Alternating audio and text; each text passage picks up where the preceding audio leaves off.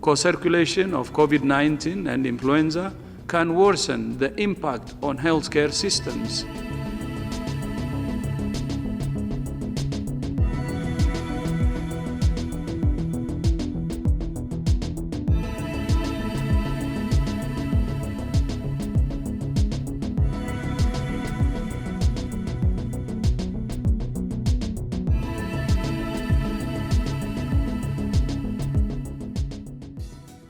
Despite the ongoing global response to the COVID-19 pandemic, we cannot lose sight of other significant public health issues, including influenza.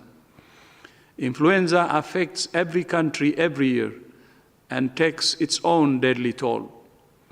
As we enter the Southern Hemisphere influenza season and begin planning for the Northern Hemisphere season, we must ensure that influenza remains a top priority. Co-circulation of COVID-19 and influenza can worsen the impact on healthcare systems that are already overwhelmed. More than 500 million people are vaccinated against flu every year, based on recommendations from WHO on the composition of flu vaccines. These recommendations are based on data and virus samples collected and analyzed by WHO's Global Influenza Surveillance and Response System, or GISRIS. The GISRIS system has been functioning since 1952, and I would like to thank the more than 125 countries that participate in it. Over the past 8 years, significant strengthening of the system has been made possible through the pandemic influenza preparedness framework. And I would also like to thank the public and private sector partners that participate in this global system. The infrastructure, people, skills, and experience built up through GISRIS, WHO collaborating centers, and national influenza centers have been the foundation for detecting COVID-19.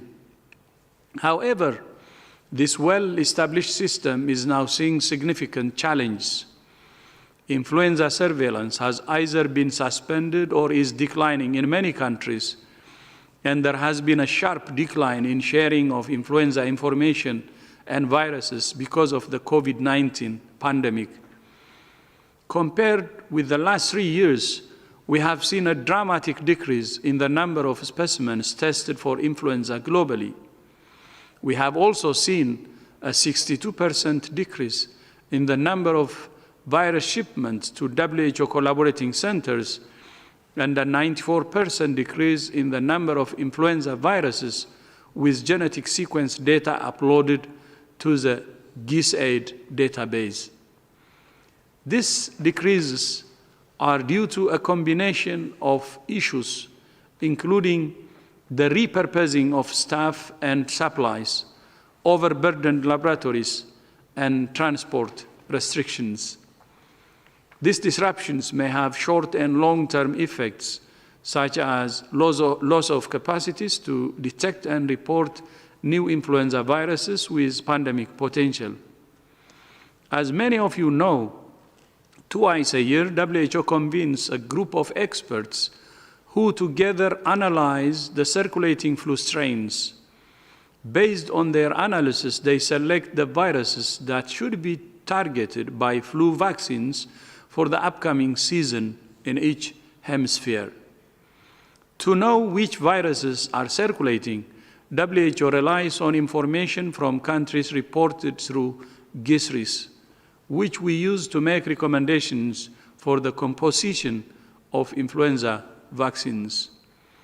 This will help us to prevent more severe cases of flu and more deaths. WHO has published guidance on how to integrate surveillance for COVID-19 into routine influenza surveillance as an efficient way to track both of these important respiratory viruses. This is not only cost-effective, it's also essential for protecting the world against the next flu season. The Southern Hemisphere flu season is already underway. There is no time to lose.